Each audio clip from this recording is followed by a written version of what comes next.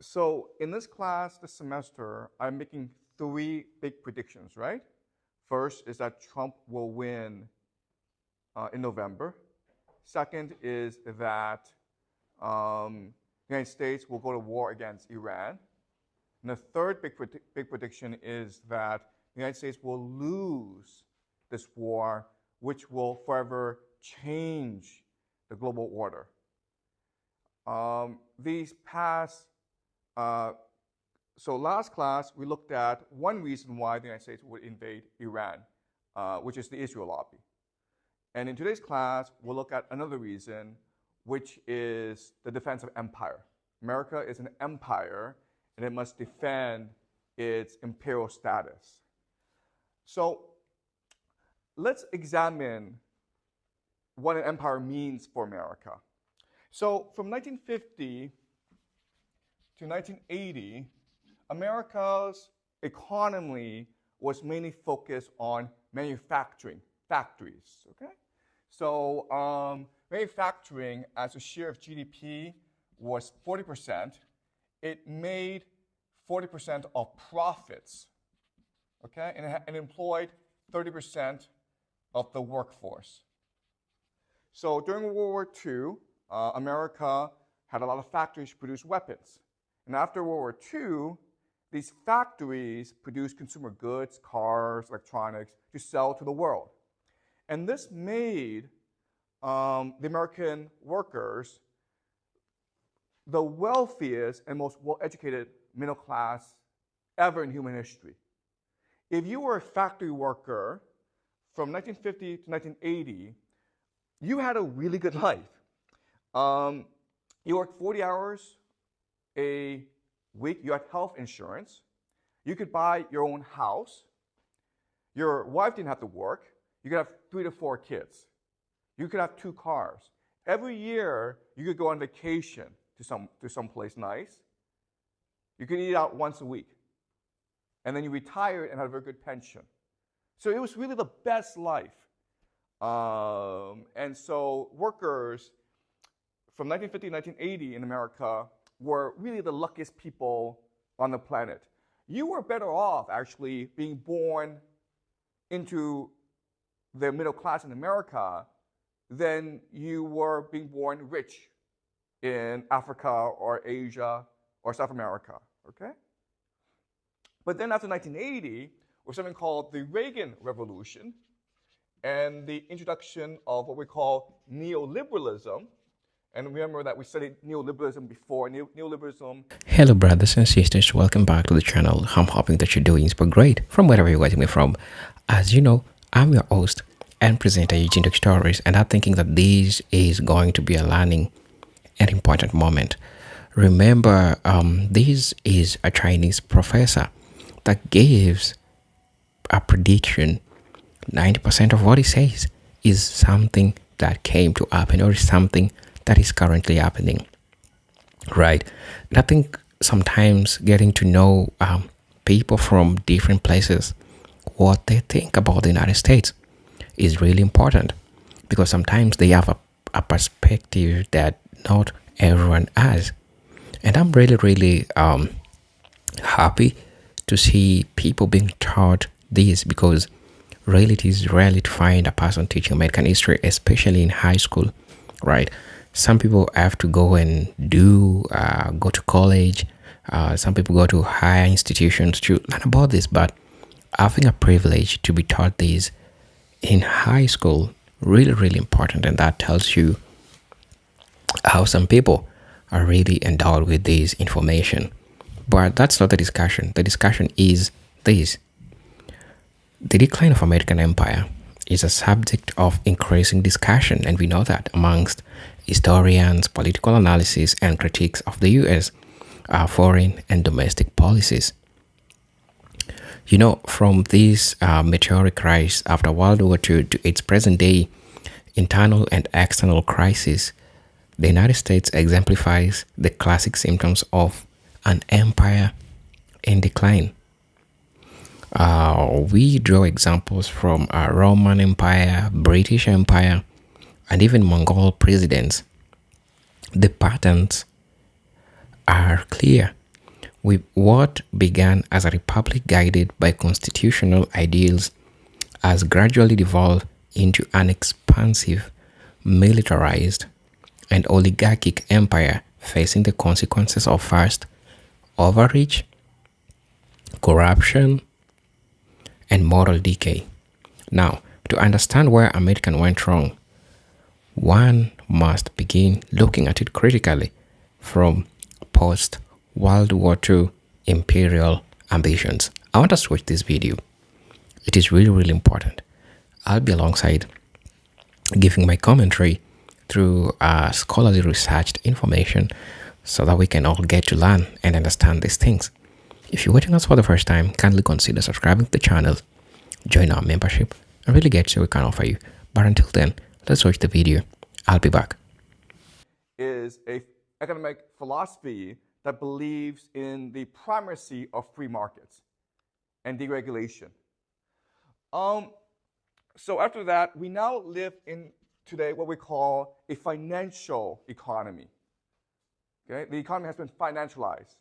And so what does that mean? It means that right now, financial services okay, account for 22% of all GDP in America.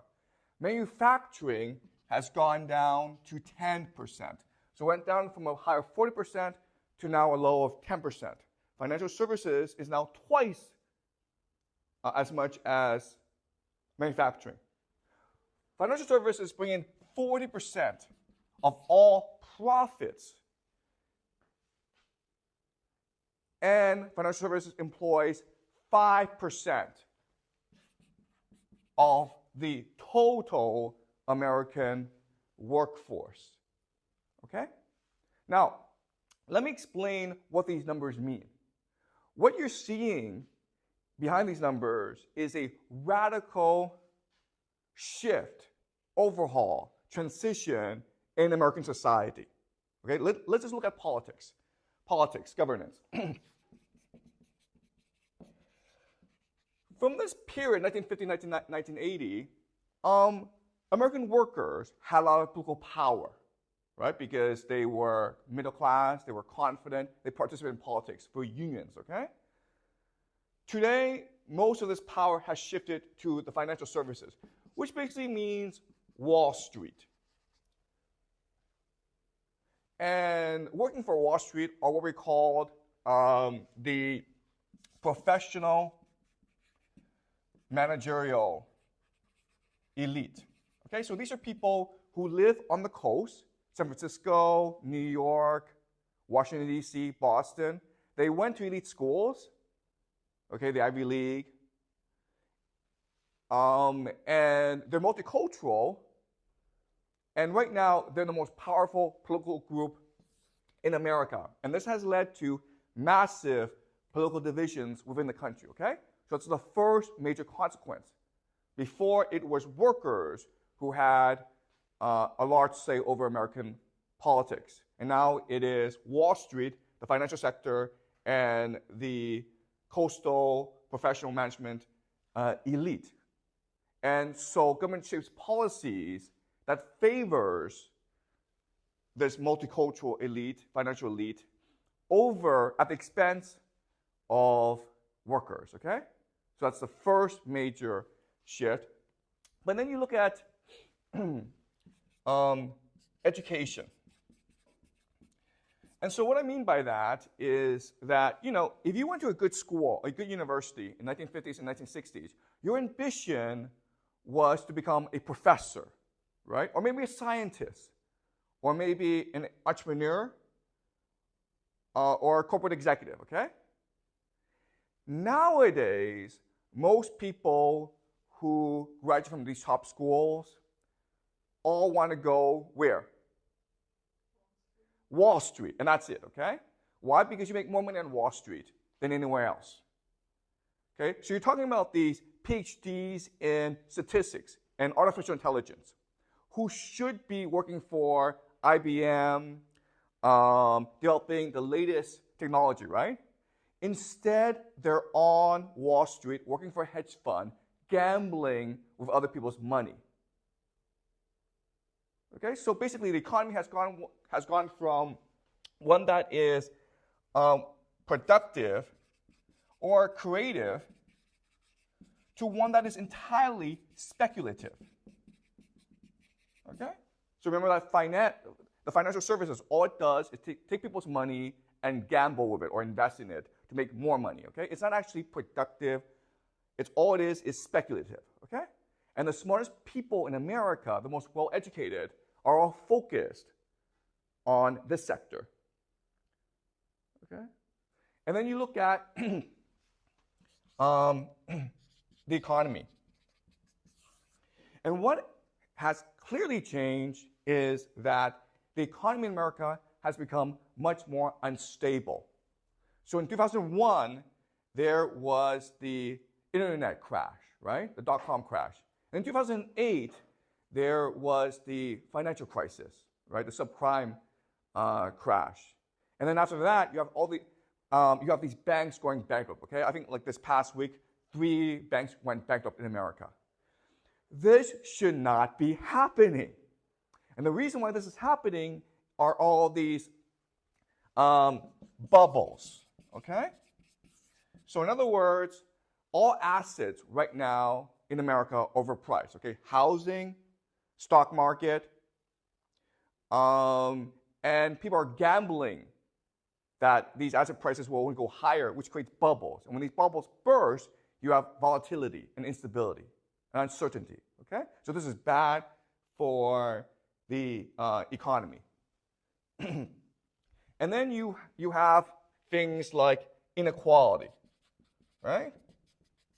So if you look at profits, if you look at wealth generation, the top 1% make much more money than everyone else.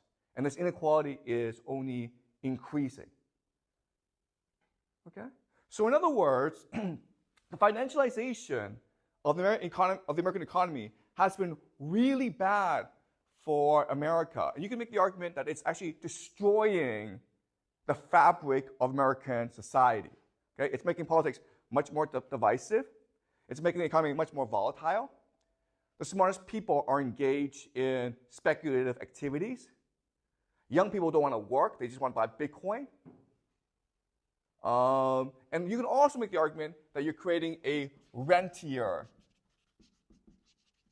economy. Okay? And the rentier economy just means that if you are young, you can never afford to buy a house. You can only rent, which means that you yourself can never go from, you have no more social mobility. Okay? So this overall is really bad for America. Now the question then is, how did America get to this point? How did it transition from a manufacturing economy to a financial economy? And there are different theories out there, okay? There are some economists who say that this is just late-stage capitalism, okay? This is the natural evolution of capitalism. There are some who argue that it is the neoliberalism or the Reagan Revolution that caused this. Okay, when you cut back the role of government, when you emphasize free markets, then you have this situation, the over-financialization of the economy, okay? What I want to show you today is that the real reason is the transition to empire, okay? There's a really simple explanation for why this is happening, and the reason is that after the end of the Cold War, 1991, America became a global empire. It could now set the rules of the game, and it set the rules of the game so that it would always win. And then all money flowed to America, which created all these asset bubbles. Okay? So that's the argument I'm making to you today, okay? So are we clear about what's happening? Any questions so far? Okay, now I want to explain to you how America became an empire. In fact, the most powerful empire in human history, because even though Rome was powerful, it didn't really control the world. Whereas America, the American empire today, controls the entire world. Okay? And so, to understand how America became an empire, you have to go back to the founding of America. Okay? So in 1776, America declared independence from Britain. And at that time, they had something called the Declaration of Independence. And the Declaration of Independence, if you read the document, it's very clear. It's what the founding fathers of America said is that we are founding a new society in America based on God. Okay? Now, the founding fathers were Christians, but they were a special type of Christians who believed in the idea of deism. And deism is the idea that, yes, there is a God, and God did create everything, but God is not interested in managing human affairs. God leaves us alone, which means that we as humans are empowered to create the world we want to create. Okay? And the founding fathers wanted to create a new society based on the idea of God. Okay? And what they believed is that God gave human beings 3 fundamental rights that all governments must respect. Okay? And so the famous phrase is, do you guys know the famous phrase? Life, liberty, and the pursuit of happiness. Okay? That is the mission, the purpose of America, to ensure that every American would have life, liberty, and the pursuit of happiness. And that's really the goal, the role of government. Life, to make you safe, okay? To provide security against enemies. Liberty, the right to say whatever you believe, the right to believe whatever you believe, okay? So the tolerance of all creeds, religions. And the last is the pursuit of happiness. What does pursuit of happiness mean? You guys know? So Thomas Jefferson wrote the Declaration of Independence, and when he wrote the pursuit of happiness, he had a very specific idea in mind. What does the pursuit of happiness mean?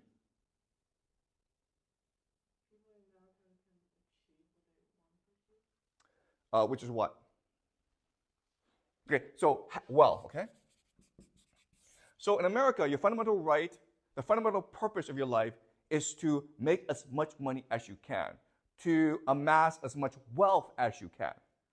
Okay? And the idea here is that in this society, in this new society, this new experiment called America, if we allow everyone to pursue the creation of wealth, then America will become powerful. Okay? That's the idea. And it turned out that this idea was absolutely correct. Okay? In a very short amount of time, America industrialized very rapidly. And at the end of World War II, America became the most powerful country in the world. Okay? After World War II, it decided that it can now export its philosophy to the rest of the world. So in 1944, there's something called the Bretton Woods Conference. Okay? And so in 1944, everyone knew that Nazi Germany would be defeated, okay, and Japan would be defeated, which would make America the most powerful, the richest nation on the planet, okay? Now, the Soviet Union was a competitor, but they didn't really matter, okay? They had their own sphere of influence. So America got together with its allies in Europe, and they decided what the new global financial system would look like. And the idea was that with Bretton Woods, they decided that the US dollar would become the global reserve currency, which basically meant that you could buy anything with the US dollar. Now, there were some people at Bretton Woods, some economists, who were afraid that this would cause problems, right? If you have a government which was in control of the global reserve currency, that would basically make the government God, right? If they could just print as much money as they wanted, they could become like Midas. If they touch something, it would become gold, okay? So some people thought it was dangerous. And so the compromise is that the US dollar had to be backed by gold, okay, the gold standard. In other words, the US dollar was basically like a receipt for gold. If you had $1 million, okay, you could go to any American bank and get $1 million worth of gold for it. Okay, does that make sense? So that's what we call the gold standard. And for the longest, and so that led, this Bretton Woods system led to tremendous prosperity in America and in Europe and in Japan, okay? Then, in 1971, Richard Nixon did something really radical. He basically said, we America, we're going to go off the gold standard, okay? Remember that America had spent too much money on the space race, on Vietnam, on domestic expenses, okay? So they needed to transition out of the gold standard. But if you transition out of the gold standard, then how do you ensure the US dollar is worth something? How do you ensure the intricate worth of the US dollar? So they transition from the gold standard to what? Do you guys know? Oil, okay, do you understand? And this is what we call the petrodollar. And the idea here is that, look, every economy needs oil to run, right? You need oil as the basis of your economy. And so after America went off the gold standard, these countries in the Middle East, mainly Saudi Arabia, but other countries as well, agreed that you could buy oil using US dollars. So the idea is, okay, before, if you had $1 million US dollars, you could convert that to gold, okay? And now you can convert it to oil. And this is what we call the petrodollar. And this is really the basis for the value of the US dollar today, okay? So then what happened is that in 1991, the Soviet Union fell, and now America was in charge of the entire global economy, basically, okay?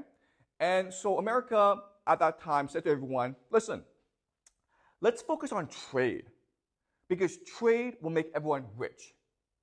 Okay? So let me explain the theory of this, okay? So America basically wanted everyone to trade. And the idea of trade, okay, this is like Russia, China, okay, South America. And the idea of trade is that each country would focus on its competitive advantage. What are you good at? And then you would sell this competitive advantage to other countries for what they're good at, okay? And the theory here is that if you do it this way, then all countries will become rich. Okay? So let me explain why. All right, so let's look at US and China, okay? So what China's really good at is cheap labor. The United States, what the United States is really good at is technology, right? Okay, so the idea is that the United States and China trade, right? So China makes all these cheap goods for American consumers. But unfortunately, Chinese consumers don't have enough purchasing power to buy American technology, right? Okay? So what happens is that America gives China US dollars instead, okay? Trillions and trillions of US dollars. Now, in theory, what's supposed to happen is this money trickles down to the average Chinese so that the average Chinese worker, his wages go up, right? And when his wages go up, what he can do now is buy US products like iPhones. And so over time, trade evens out, okay? Does that make sense? That's a theory, okay? That's the first theory. The second theory is how capital moves, okay? And the idea here is that capital is going to go to places which allows it to grow the most. Okay? And so the idea is that when you have a globalized world, then what happens is capital from the United States moves to China, right? Because if you invest in China, your capital grows the most. You can buy $1 million house in the United States, or you can buy 10 houses for the same money in China. So you're better off buying houses in China, right? Okay. So these are the two theories.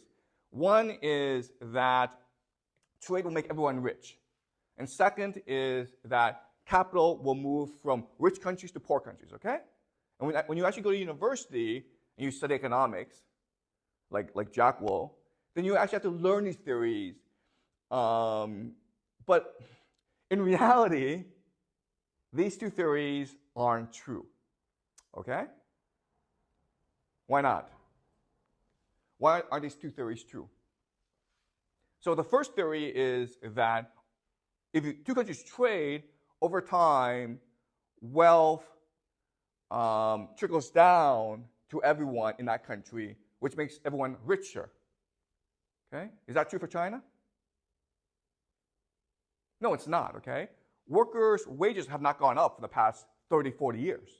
Why? Because of the idea of elite capture. Elite capture. So all the money is captured by an elite group of people. But when that happens, okay, they can't spend it. They can't buy US goods, right?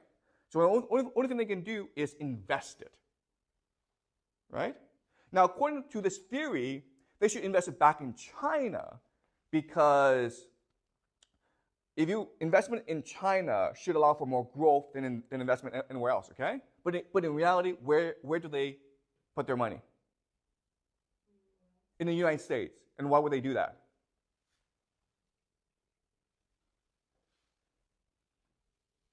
Why?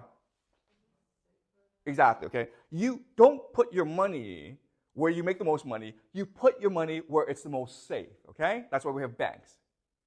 So because the United States controls the US dollar, and because people's wealth is expressed in US dollars, it makes the most sense to put your money in the United States, okay? And this is not just true for China, it's true for most countries in the world. And that's why, starting in the 90s, you have all this wealth amassing in the United States, okay? Does that make sense? So everything in the United States became overpriced. Everything became a speculative bubble. Okay, so let me give you an example. Let's look at equities, okay? Stock market. Stocks. In the year 1900, okay? In the year 1900, if you look at all the world's stock markets, the largest was the UK, okay? Because obviously the UK is the most powerful country in the world, was the most powerful country at that time. At that time, the UK was the most powerful country. Okay, so in its stock market, as a percentage of the entire global stock market, was about 25%, okay? 24 to 25%. The United States was second at 14.5%. Then you had Germany, about 13%, France at 11%, okay? So that was the situation of wealth in the year 1900. And this makes sense, right? These four countries are industrially extremely powerful. Today, okay? Today, the year 2024, the United States has 60% of all the world's stock wealth. Okay? Who's second? Can you guys guess? Who'd be second? Japan, okay? And what is the percentage of global stock wealth? Can you guys guess a number?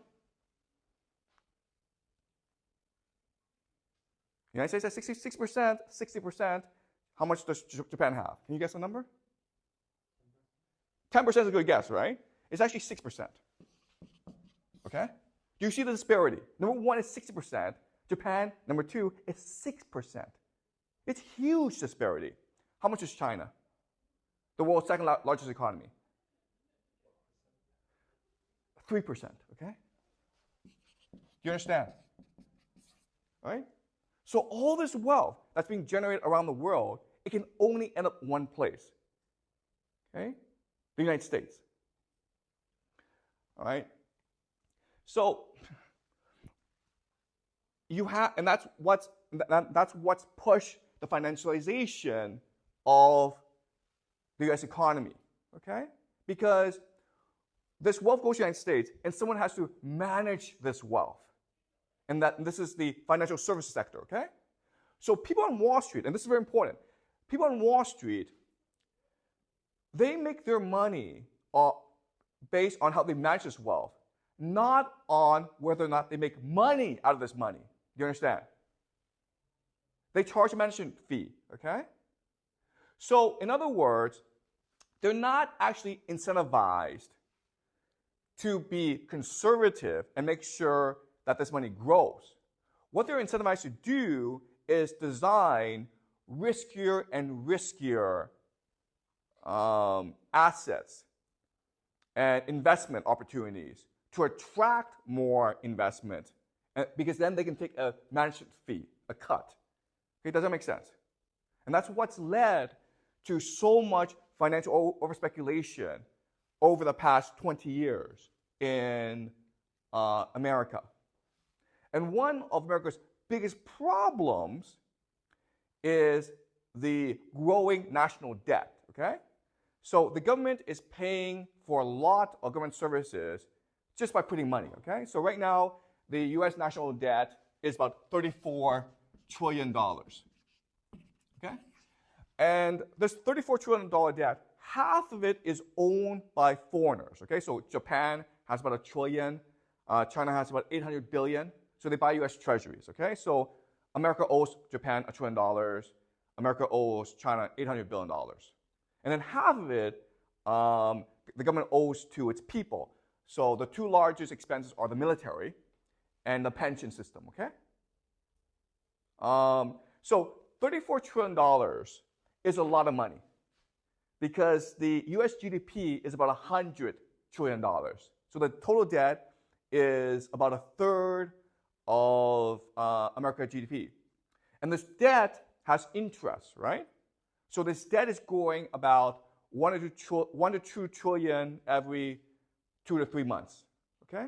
And all this is saying, okay, these numbers, all they're telling us is there's absolutely no way that America can pay all this debt, okay?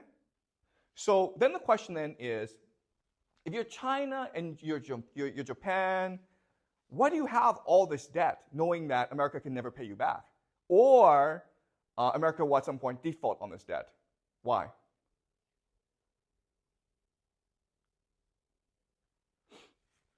Why does Japan and China and other countries have all this debt, U.S. treasuries, knowing that America can never really pay back all this debt? Why?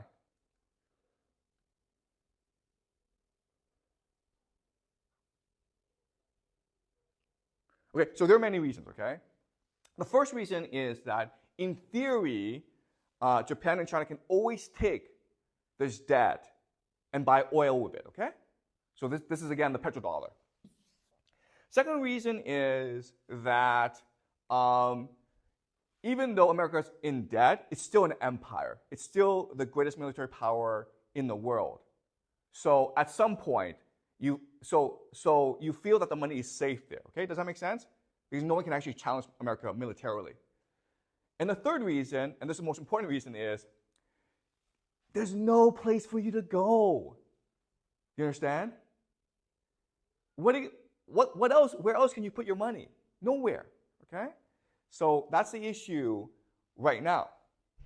And so in theory, because China and Japan can buy oil with it, and because there's really no place for China and Japan to put this money, in theory, this system can go on forever, okay? So it's possible that maybe in 10 years' time, the debt will be 340 trillion, okay? Who knows, okay? So in theory, this could go on forever, right? Because America's an empire. But then what happened 2-3 years ago is Russia invaded Ukraine. Okay?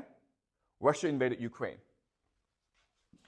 And why this is important is that this is basically Russia challenging the dominance of the American empire. Okay? What Putin is really saying to the United States is, I think your empire is full of lies. Your empire is based on nothing. Your empire is based on the perception that you are invincible in war. Well, I'm going to invade Ukraine and prove everyone wrong, okay? I'm going to show that you, America, are in fact a paper tiger. Okay? And so, if Putin succeeds in his war in Ukraine, then the fundamental understanding of how the world works, that America is an empire, that America is invincible, that the US dollar is safe, will radically change. Okay? It will be destroyed, it will be undermined, it will be subverted. Okay? Does that make sense? So that's why America needs to stop Russia in Ukraine. Okay? Can it stop Russia? Can it stop Russia in Ukraine? How's the war going for America in Ukraine? Pretty badly, okay? I mean, the war's almost over. Okay, so but what America can do, okay, which will solve all these problems, is for America to transition from a financial economy back to a manufacturing economy. Okay? If America just does this, America has nothing to worry about. It doesn't have to worry about the debt. It doesn't have to worry about Russia. It doesn't really have to worry about the world, okay? Because America is a self-sufficient economy, meaning that it has the resources to sustain itself. It doesn't really need to trade with the rest of the world, okay? If America can return to being a manufacturing economy, then it will be invincible. Okay? Now the question then is, can America re-industrialize? Yes or no? Why not, Jack? Because the politics doesn't allow them to, exactly. But can you explain that? Like the financial sector has too much political power, so all they're trying to do is to perpetuate financialization. Yeah. They won't allow America. That's exactly right, Jack, okay? So, yes, the problem right now is the very structure of American society and politics and the economy.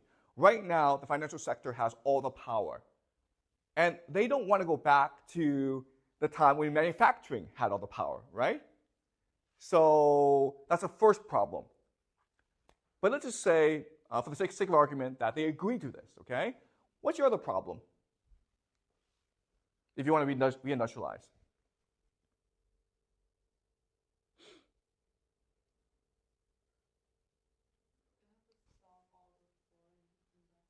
Excuse me? Okay, but all the foreign investment can just go into factories, right? But there's actually a really big problem with reindustrialization, okay? So as Jack says, there will be political resistance to this, okay? But then you have a bigger problem than this, which is what? Okay, guys, the problem with this economy is it creates a speculative mindset, okay? So therefore, no one wants to work hard. No one wants to go to work in factories anymore. Do you understand? If you're a young person, you would much rather spend your time investing in Bitcoin than working in a factory. Do you understand? Because investing in Bitcoin gives you the opportunity to become rich. But if you work in a factory, you have to work hard for 40 years just to buy a house. Okay, does that make sense? So you're not going to find people to work these factories. That's a bigger problem, okay? And the third problem, of course, is just investment. How do you build these factories? You not only have to build these factories, but you also have to build logistics networks to move goods from one place to the next, okay? Okay? So, in other words, America could reindustrialize, but it's a pain in the ass, right? You're going to face a lot of political opposition, especially from the financial sector. It's very hard for you to get people to work in factories. And plus, where's all this money going to come from, okay? So, if you can't beat Russia in Ukraine, and if you can't reindustrialize, then what can you do to protect the petrodollar and your financial system?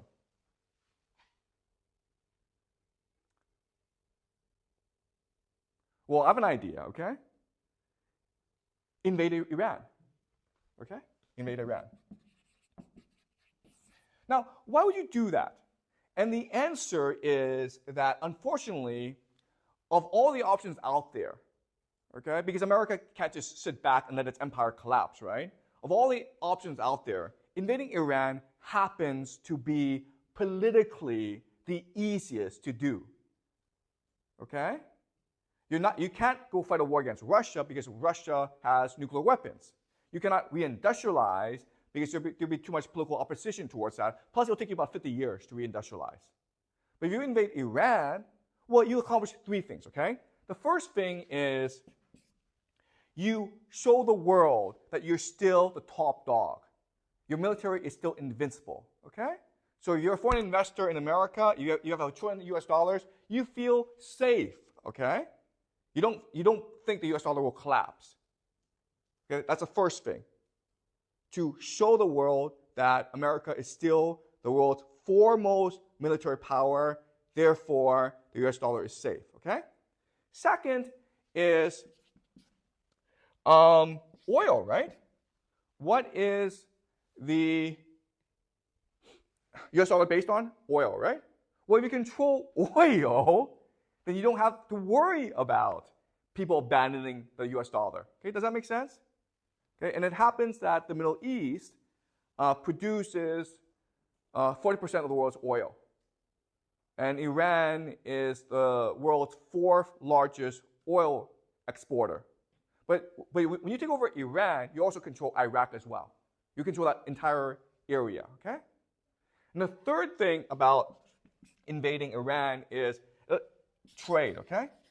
So that area, most of the world's trade has to pass through that area, right? So invading Iran would allow you to control the world's shipping lanes, okay? So that would be the theory behind invading Iran, okay? But the motivation would be to save the American empire.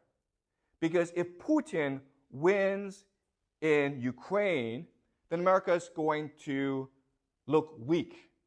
It's going to look like a paper tiger, okay? And in this situation, as the empire, you have to act. Today, you have a lot of countries in Africa who are rebelling against the Western powers, France, basically, and America. Why? Because they think that Putin is now in charge, okay? Why did October 7th, why did Hamas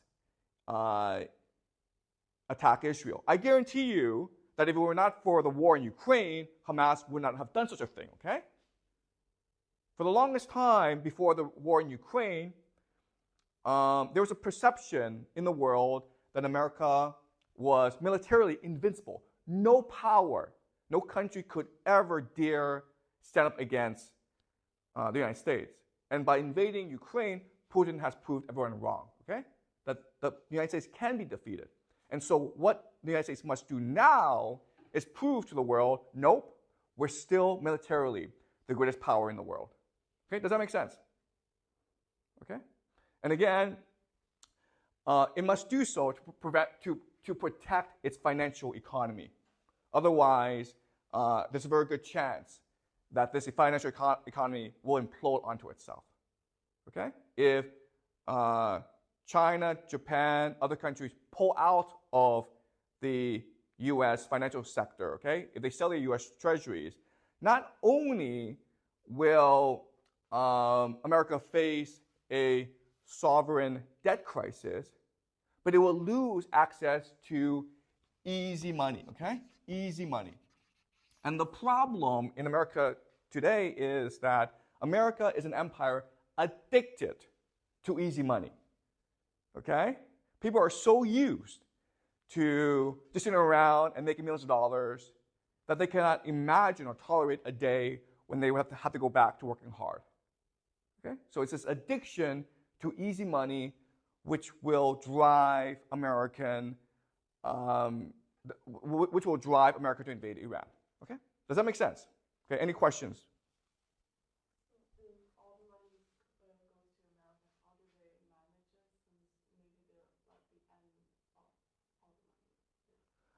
Okay, so all this money coming to America, how is it managed?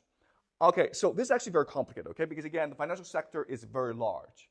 But if you have US dollars, then your options are you can invest in the stock market, you can invest in houses, okay? The problem today is because there are too many rich people in the world, and all this money is going to America, all assets are bubbles now, okay?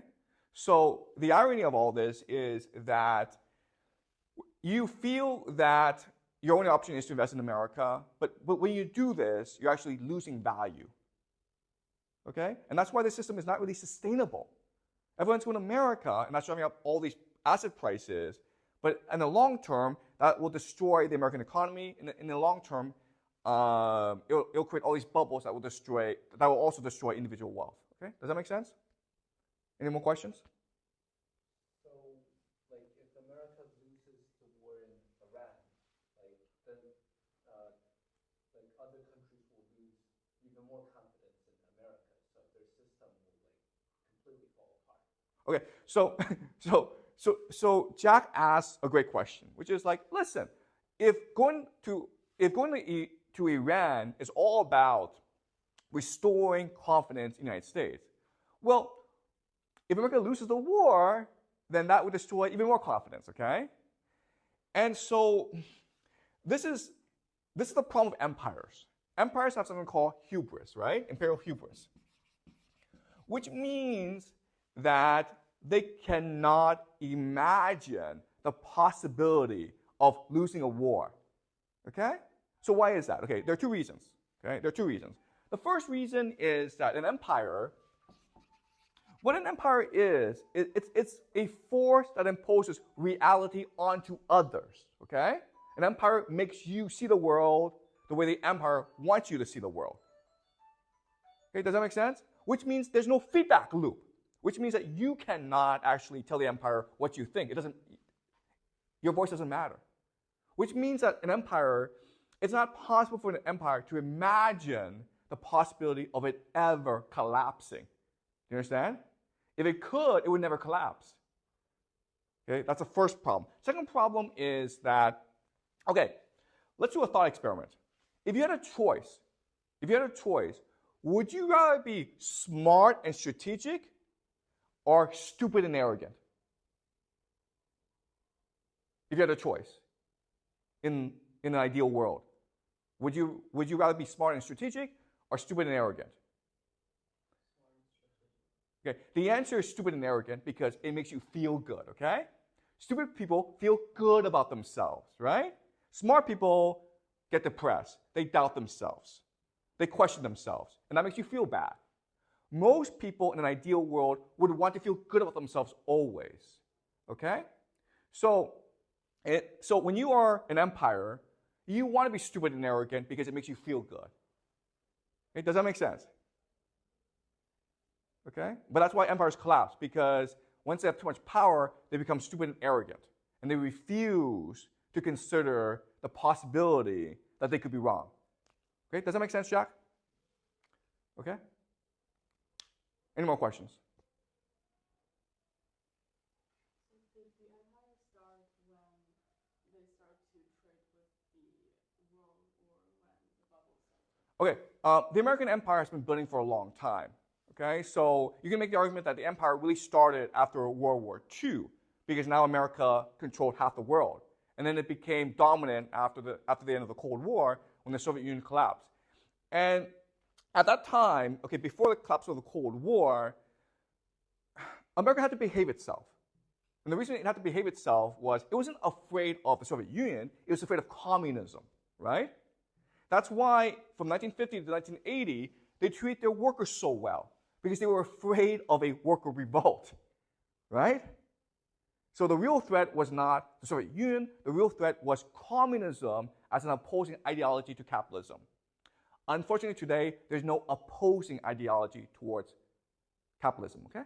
And that's why America can do what it wants. It does not fear any enemies, it does not fear internal revolt. Okay, does that make sense? Okay, all right, so I'll see you guys next week. Hello guys, welcome back to the channel. I'm hoping that you're doing great from wherever you're watching us from. As you know, I'm your host and presenter Geopolitical Stories, and we are here to learn about history. Now, this is really a predictive history, as the channel of the professor who shared this video really read at it, and I like all the talking points, all the perspective that he gives. This is really, really important information that we all need to at least remind ourselves. This part of history, really, really important. Now, where did America go wrong? That's the question, right? Why is it that it is exemplified by Roman, British, all those empires, right? Because they all fall and they share the same characters. The signs that they were giving are more like the same. So that to say, it means that the fall of these empires is same, and America is not an exemption. Now, after 1945, America emerged as a global superpower, economically dominant and ideologically opposed to communism. This era saw the rise of military-industrial complex, global interventions at the gaze of containing the Soviet Union, and the establishment of international institutions like the IMF and the World Bank to ensure U.S. economic dominance. However, it was in this pursuit of global supremacy that America first began its imperial overreach. That's how they started. That's point one, right? Wars in Korea, Vietnam, Latin America, and eventually the Middle East drained resources, which created a global resentment and eroded the moral high grounds of the U.S. once claimed. You need to understand that. So all these wars drained the money out of the United States, because the United States has an history of its overreach, how it supports conflicts outside the country using the money that belongs to the citizens. It's something that didn't start today. Now we are looking at the steps, we are looking where it started going wrong, and we are looking how it started doing this. Also, one of the most significant turning points in American imperial trajectory was the Vietnam War. It exposed the limits of military power, fractured national unity, and planted the seeds of deep mistrust in the government. Domestically, the war fueled massive protests, and internationally, it tarnished the image of America as a defender of freedom. The lessons of Vietnam went unheeded, as the U.S. repeated similar miscalculation in Iraq and Afghanistan. This endless war, based on false premises and imperial arrogance, contributed to trillions in national debt, the loss of credibility, and demoralized veteran population. I can remember when I was young, I kept watching the United States military versus the Vietnam. Normally, the movie scripts were the same. You could see American troops being sent in Vietnam. After all these, they will, be the superheroes. And I think we saw a couple of them, especially when you were born during the early 2000s. The movies were Vietnamese US, Vietnamese US, Vietnamese US. People like Chuck Norris. Those are things that we used to see. You know, the movies, Delta Force. You could see the fight between the Vietnamese and people in the United States. So this tells you how those periods, because these movies were released in the aftermath of World War II, and how the America itself conducted its military activities. Now, another crucial era was Americans' shift from production-based economy to a finance-driven one in the 1970s and 1980s. As factories closed and jobs were outsourced to maximize profits for corporations, the American working class was left behind. The neoliberal policies of deregulation, privatization, and tax cuts for the wealthy pioneered during the Reagan administration, which further widened the wealth gap.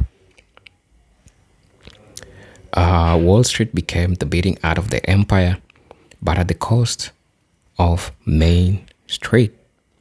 This economy model created staggering inequality, hollowed out the middle class, and made the economy increasingly vulnerable to crises such as the 2008 financial collapse. And that was crazy, right? Now, culturally and morally, the empire began to rot from within. Mass surveillance, the erosion of civil liberties, the militarization of police, and the mass incarceration of black and brown people are not signs of a healthy republic. The rise of consumerism, media manipulation, and corporate control over public discourse turned citizens into passive spectators. Public trust in institutions, from the government to the media, has plummeted. As with Rome and other past empires, decadence and a loss of civic virtue replaced genuine democratic engagement. Right. Now, a defining sign of imperial decline is political dysfunction. The American political system has become deeply polarized and increasingly incapable of governance. The rise of populist figures like Donald Trump is both a symptom and a catalyst of this breakdown. Trump's presidency is revealing the fragility of American democratic norms and the willingness of large swaths of the population to embrace authoritarian rhetoric in the face of social and economic decline.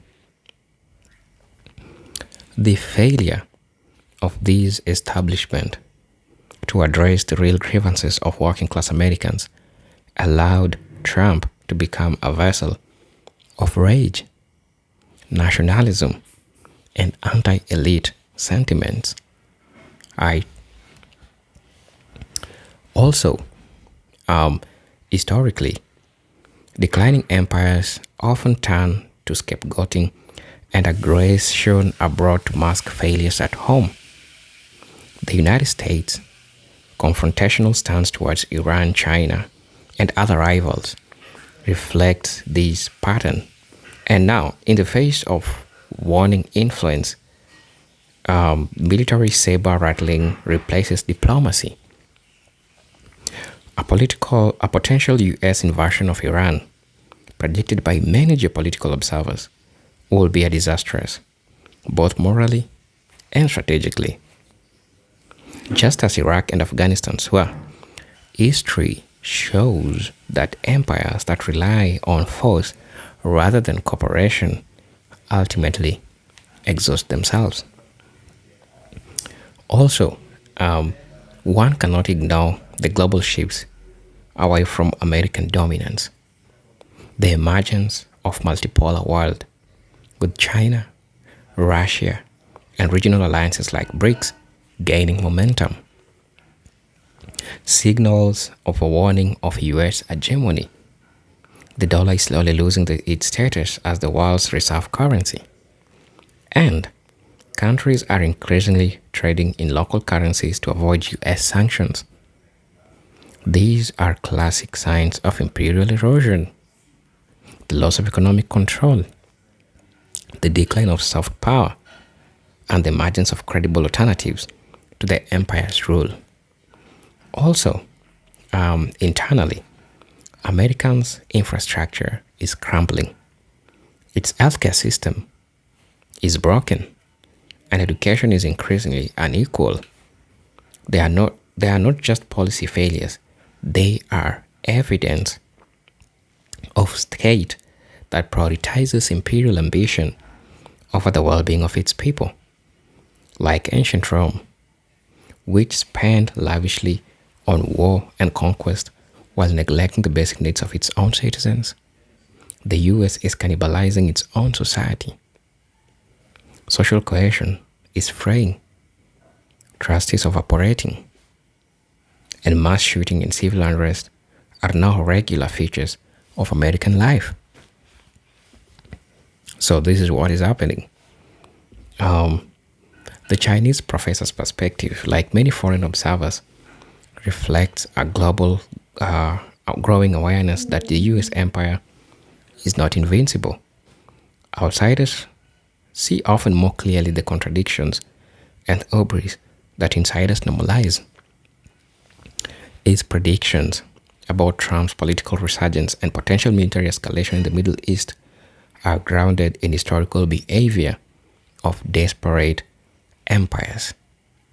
When a nation is in decline, it tends to double down on the very strategies that are causing its downfall: militarism, nationalism, and repression. In addition to that, the imperial impulse has blinded America to the value of diplomacy and humility. The refusal to accept the limits of power, the constant need to dominate, and the addiction to endless growth are hallmarks of civilization unable to adapt.